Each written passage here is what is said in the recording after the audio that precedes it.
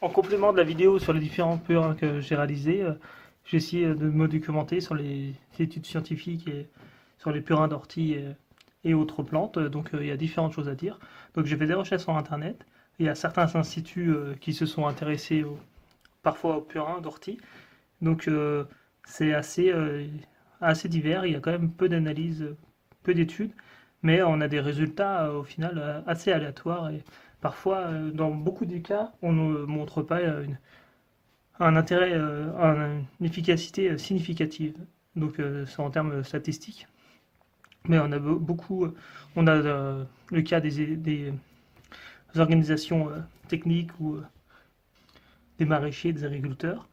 Et on a également les personnes, les témoignages des personnes. Alors sur les personnes, je crois qu'il y avait sur un vieux Terre Vivante, 4 saisons du jardin bio, une expérimentation avec les avis des personnes qui avaient noté sur des purins d'ortie une légère amélioration de la croissance des plantes et au niveau de la consoude, un peu plus de fruits, dans tous les cas, un peu plus gain de précocité au niveau des récoltes.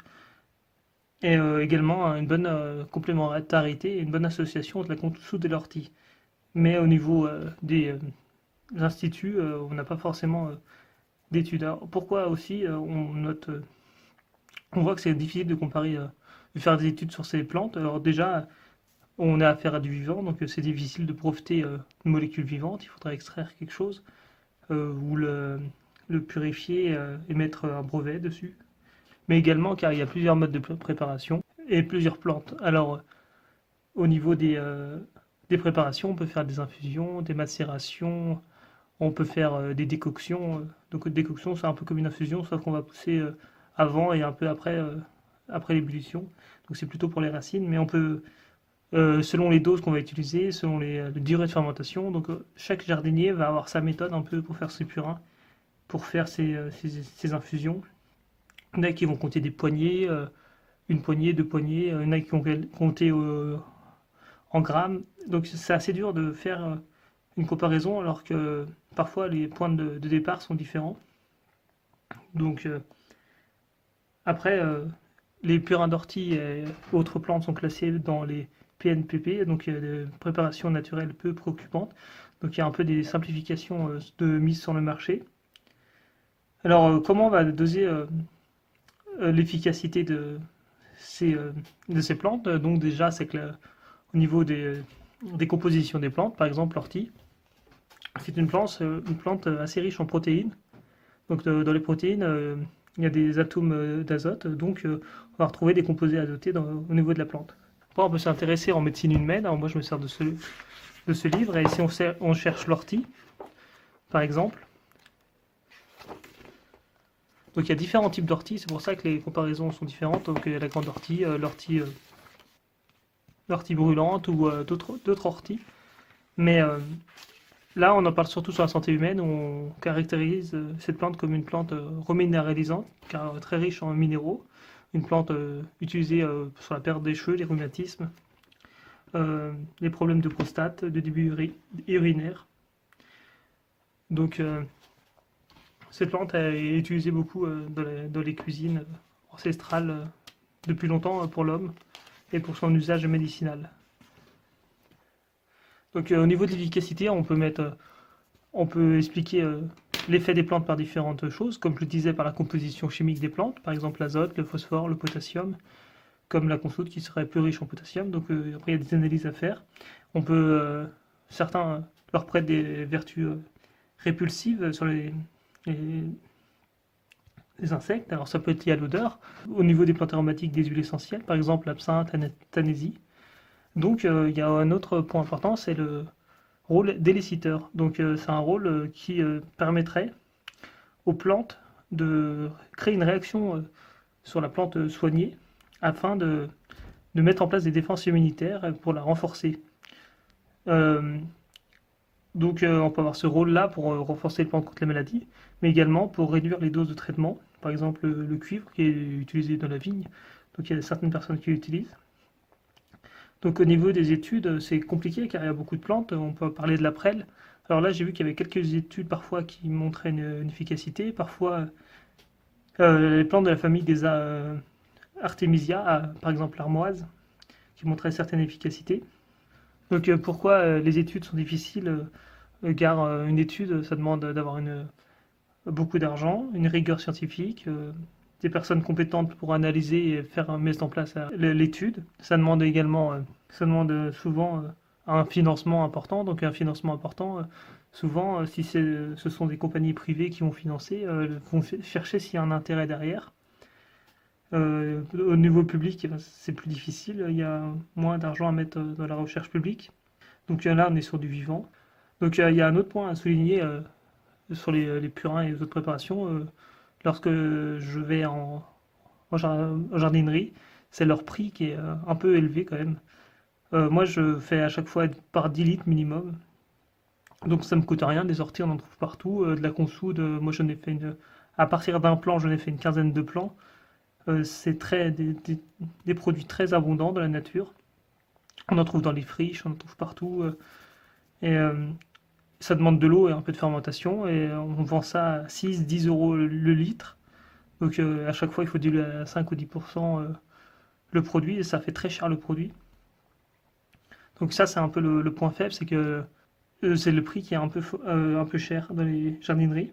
Alors ça m'a donné, en parlant des produits naturels, au niveau des engrais naturels. J'ai vu un reportage, je crois que c'est sur Arte ou France 5, qui est disponible sur YouTube, sur l'urine. L'urine est riche en azote et les êtres humains sont riches en urine. N'est-il pas temps d'utiliser notre urine d'une façon plus intelligente? En Chine, on redécouvre le pouvoir de l'azote et du phosphore contenus dans l'urine. Notre urine ou celle des animaux de ferme n'incite pas à épandre la pisse dans nos champs. Mais des recherches sont en cours pour essayer de résoudre ce problème. En attendant, le Danois Jess Thomsen a trouvé d'autres idées pour recycler l'urine des porcs, abondante et parfois polluante. Un cochon donne en moyenne 3 litres d'urine par jour. Une ferme de 10 000 porcs génère 30 000 litres d'urine par jour et 3 à 4% d'urée que nous pouvons vendre ou que l'agriculteur peut vendre à l'industrie. Avec ça, Actuellement, l'ammoniac provient de l'une de ces cuves. parfait. Nous nettoierons l'ammoniac et produirons de l'hydrogène. Ça se présente bien. Ça m'a fait penser qu'on parle souvent des purins d'ortie pour fertilisants, alors que l'urine, c'est une voie de fertilisant assez importante. Pourquoi? Car c'est renouvelable, c'est facile à trouver, ce n'est pas en diminution. Alors on parle souvent des engrais à base qui nécessitent du gaz, du pétrole, comme les engrais azotés. Mais il y a aussi des ressources naturelles qui sont en voie de diminution. On peut parler du lithotam, qui est une ressource difficile à renouveler. Alors l'urine, c'est pas du tout le cas. Donc moi, je me suis informé un peu. Et il y a sur Intervivante une expérimentation sur l'urine au potager. On a des expérimentations sur l'urine au potager sur Terre Vivante. On a quand même des résultats intéressants. Donc il y a aussi des livres. Donc ce qu'il faut, ce que j'ai pu lire, je ne suis pas du tout un expert, mais apparemment il faudrait des doses assez faibles. Pourquoi? Déjà, on pense souvent que l'excès d'azote peut être toxique pour la plante, mais surtout ce qui est dans l'urine, c'est qui est nocif pour les plantes, ça va être l'excès de sel qui est lié à l'alimentation, donc NaCl. Donc on le dilue à 5 à 10% et on le met toutes les 2 semaines. Ça, c'est la voie la plus courante en arrosage. Ça peut se mettre en pulvérisation, mais c'est plus difficile de trouver des informations. Et on peut le mettre parfois avant la culture en pur, mais c'est quand même plus rare. Donc au niveau de l'urine au potager, ce que j'ai pu noter, c'est qu'il faut une personne en saine, c'est-à-dire sans infection urinaire, sans problème de traitement. Et donc également, faire attention aux médicaments pris par les personnes. Donc notamment les médicaments hormonaux qui vont se retrouver dans la nature. Donc il faudrait plutôt des personnes qui prennent pas ou peu de médicaments et qui sont sans infection, notamment des personnes saines. Mais ça peut être une voie d'avenir car les engrais coûtent cher, sont difficiles à trouver. Je mettrai le document qui se trouve sur internet. Il y a également des livres très intéressants. Et voilà pour cette complémentation sur l'extrait naturel. Donc juste pour dire que moi j'ai testé sur les pucerons des différents extraits fermentés, absinthe, nanésie, ortie consoude. Sur les dorifores également, j'ai vu des effets assez faibles, hein, beaucoup moins efficaces que par exemple du savon noir sur les fèves et notamment les pucerons. Et au niveau des dorifores, des insectes très résistantes. Sur les différents purins, j'ai vu peu ou pas d'efficacité. Mais je pense que ça a un léger effet stimulant, peut-être pour renforcer la plante. Mais sur le mildiou de la tomate, j'ai pas forcément trouvé que ça arrêtait la maladie des différents purins. Donc c'est quand même à tester et à faire. Moi j'essaye, car c'est gratuit dans mon cas. Je ramasse les orties qu'on trouve un peu partout, j'ai des plantes qu'on soude. Alors quelques autres petites précisions. Les recettes de purin d'ortie, on peut penser que c'est une pratique ancienne, alors que d'après ce que j'ai vu, c'est une pratique relativement récente. Donc au niveau des plantes, alors, je ne sais pas si je l'ai dit, l'ortie c'est surtout riche en protéines, donc c'est favorable à la croissance des plantes. La consoude c'est plutôt riche en potassium, potasse. Ça va permettre plutôt une meilleure fructification, une meilleure mise à fruit. Après, il y a la prêle, c'est riche en silice, donc ça va plutôt avoir un effet de stimuler, booster les défenses des plantes, notamment contre les maladies. Après, au niveau de l'ail, c'est plutôt des composés soufrés qui auront plutôt des. L'ail aura plutôt des caractéristiques pour lutter contre les maladies fongiques, les maladies, et ça peut même avoir un rôle désherbant à forte dose. Donc c'est pour ça qu'il faut toujours diluer sa préparation. Et après, tanésie ou absinthe, c'est la présence d'huile essentielle, la thuone notamment, et autres molécules qui ont des propriétés insectifuges ou insecticides. Donc après, au niveau des purins, moi je me base sur ce livre-là, donc notamment un livre d'édition Terre Vivante qui est très bien avec les différentes préparations. Donc au moins on peut avoir une recette à peu près commune entre différents jardiniers, car il y a différentes recettes de purin d'ortie. Au niveau de l'urine au potager, il y a un dossier des 4 saisons où ce sujet avait été traité. Sinon, il y a un livre très intéressant. Moi, je lis un peu de tout. Au niveau de l'urine, il y avait ce livre. Donc, notamment, on peut voir les différentes recettes de dilution à 5%, 10% ou avant plantation.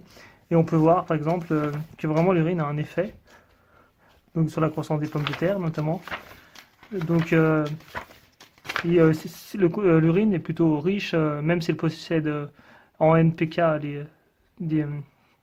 et autres minéraux, elle est plutôt riche en azote, car en fait, l'homme, il va avoir du mal à garder la protéine sur lui. Alors la protéine, lorsqu'elle va être en excès ou elle va passer par les urines, notamment par un traitement par les reins, par rapport aux glucides et lipides qui peuvent être stockés. Donc il y a différentes transformations dans le corps pour transformer d'un élément à l'autre. La protéine va être surtout émise dans les urines. C'est pour ça qu'elle est riche en azote. Donc notamment en urée. Donc là, il y a différentes méthodes. Ce que j'ai pu voir, et certains vont conseiller de l'utiliser très rapidement. Car normalement, une personne en bonne santé, l'urine qui va émise va être quasiment stérile. Et l'azote va être facilement présente dans l'urine. Avec le temps, cet azote qui sera sous forme liquide peut passer sous forme gazeuse. Et donc c'est même un gaz à effet de serre. Et il faut impérativement le conserver avec un bouchon fermé afin d'éviter les pertes gazeuses. Donc après, c'est pour éviter que l'intérêt de l'urine parte. Soit un reportage sur Arte ou France 5, j'ai vu au contraire, ils attendaient que l'urine un certain laps de temps afin que les potentielles bactéries pathogènes puissent être éliminées. Donc il y a différentes approches. Donc ce livre est très intéressant. Donc au niveau de l'urine, je rappelle, il faut être plutôt une personne qui ne prennent pas de médicaments, surtout les médicaments hormonaux, car ils peuvent se traiter, ils peuvent se retrouver dans les urines. Donc c'est même un problème de santé majeur, notamment dans les hôpitaux ou même au niveau des différentes hormones qui peuvent modifier le sexe des animaux notamment. Donc un livre très intéressant. Et il y a beaucoup de documentation. Le seul reproche qu'on peut faire, c'est que aujourd'hui les purins ou les poudres d'ortie qu'on peut trouver au magasin sont très chères. Elles sont même plus chères que du vin ou des autres produits qui demandent beaucoup plus de travail. C'est le seul hic de ces méthodes. Et donc c'est à tester au potager. Il y a quelque chose également à noter, c'est que l'urine, si vous l'utilisez chez vous, de votre potager, sur vos fleurs, vous pouvez faire ce que vous voulez. Au niveau d'un agriculteur en agriculture biologique, il n'a pas le droit d'utiliser de l'urine humaine. Ce n'est pas un produit homologué de l'agriculture biologique. Alors on peut penser qu'il faudrait un suivi au niveau pathologique, au niveau médicamenteux. Mais ce qui est aussi à noter, c'est que par exemple pour les animaux, en prenant le cas des vaches, il y a différentes formes de stockage des effluents. Soit ça va être du lisier, donc c'est l'urine mélangée au bouse, et donc ça va être mis dans les champs. Et sinon, on a le fumier d'un côté et le purin de l'autre. Donc le purin, ça va être les jus et notamment l'urine des animaux. Alors là, ça c'est tout à fait autorisé en agriculture biologique. Donc d'un côté, on autorise les purins de vaches, de cochons, de porcs. Mais au niveau humain, il faut savoir que ce n'est pas autorisé en agriculture biologique actuellement. Voilà pour cette complémentation au niveau du purin et urine au potager, des engrais naturels.